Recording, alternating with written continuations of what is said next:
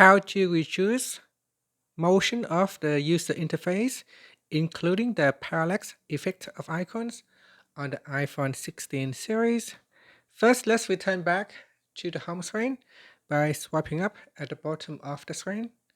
And from the home screen, tap on Settings.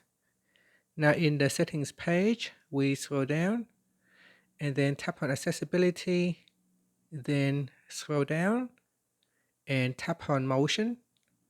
After that, to reduce the motion of the user interface, including the parallax effect of icons, you want to tap on Reduce Motion to turn it on. And then after that, you can swipe up to return back to the home screen. And that's it.